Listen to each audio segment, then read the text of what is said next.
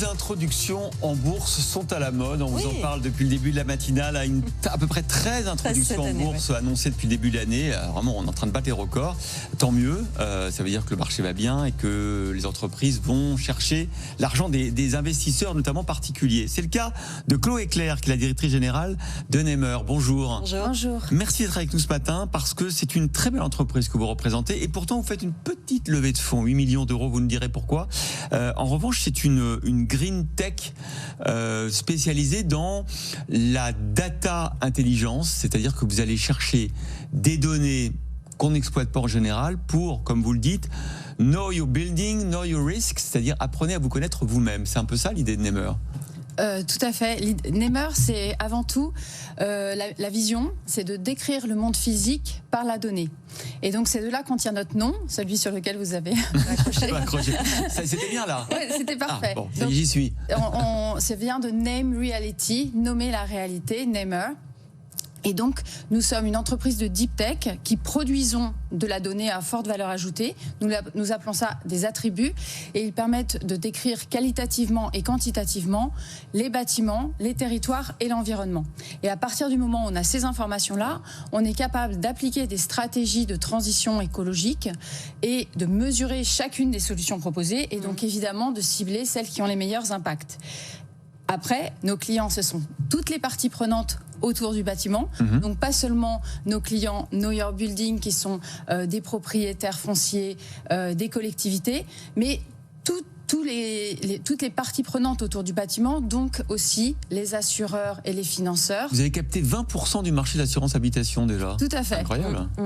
Oui, parce qu'en fait, à partir du moment où nous sommes une entreprise qui fabrique des attributs, et un attribut peut servir à plusieurs usages. Lorsque l'on aide une collectivité à mesurer son risque climatique dans le cas d'un scénario 1,5 degré, 2 degrés, 2,5 degrés, etc., on crée ce genre d'attribut et celui-ci va permettre à un assureur, finalement, de mieux estimer le risque assurantiel. Donc, en fait, cela nous permet d'aller très vite sur beaucoup de secteurs différents, tout en n'ayant toujours qu'une seule proposition de valeur. On voit bien l'utilité pour tous les acteurs, effectivement, qui gravitent dans le bâtiment, mais d'où viennent, concrètement, vous les prenez où, ces données? Alors, ces données, en fait, on part de données brutes, qui sont, en fait, toutes les données de l'open data. L'open data, c'est donc toutes les données publiques que publient les gouvernements, que publient les entreprises publiques. Et en fait, elles sont par contre publiées de manière lacunaire, elles sont publiées dans des formats très différents et sur des sites très disparates. Nous, on prend ça comme matière première. On va d'abord le compléter sur l'ensemble du territoire, puisque chacun de nos attributs s'applique à 35 millions de bâtiments, tandis que dans l'open data, il peut être sur 2 millions ou quelque chose comme ça. Et ensuite, on va en créer des nouveaux en croisant tout ça. Par exemple, on a un attribut période de construction qui vient d'une dizaine de bases de données différentes. Et on sait que la data, c'est l'or du 21e siècle. Exactement. J'aimerais qu'on dise un mot quand même sur vous, Chloé Claire, parce que vous êtes directrice générale de l'entreprise depuis 8 mois, et qu'avant vous étiez au COMEX d'un groupe de 15 milliards d'euros de chiffre d'affaires, Vinci Construction. Comment on passe du COMEX d'un groupe comme Vinci à une petite start-up French Tech, qu'on va essayer d'emmener en bourse? Bien, je pense que c'est une question d'impact personnel. L'aventure dans un grand groupe, c'est une aventure humaine, globale. En plus, dans la construction, c'est toujours un travail d'équipe. Mais il y a un moment, quand on est dans les hautes sphères, on sent moins un impact de son propre levier. Et donc, j'ai décidé de changer d'échelle.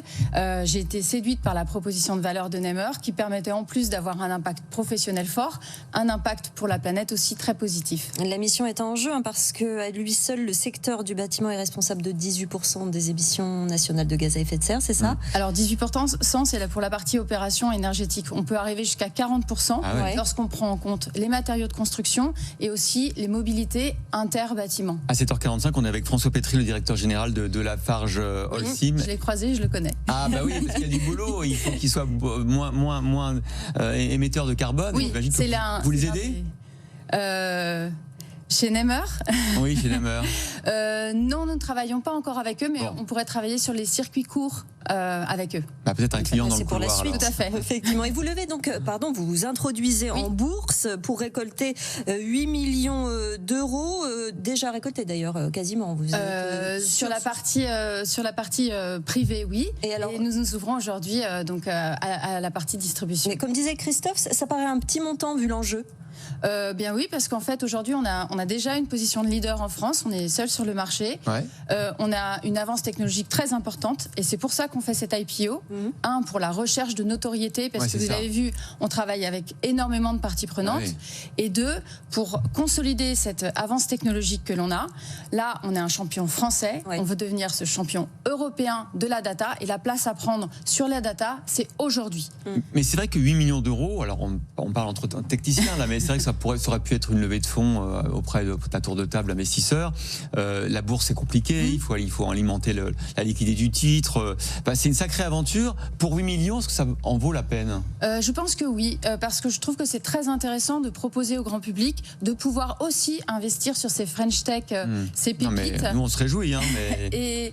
Et ça permet aussi de structurer les entreprises. Si on désire aller très très vite et croître de manière très forte, c'est important qu'au moment en pré-hyper-croissance, vous soyez parfaitement structuré. Ouais. Et finalement, cet IPO nous a permis de nous structurer en interne pour être prêt pour l'hyper-croissance. Écoutez, merci beaucoup Chloé Claire, directrice générale de Nemer, d'avoir été... On aurait pu dire Neymar aussi, parce qu'on dit A en anglais. hein. Non, c'est Mais c'était- Neymar, Christophe. Bon, Nemer, Ça suffit. Et puis Neymar, ça n'a pas une bonne pub en ce moment.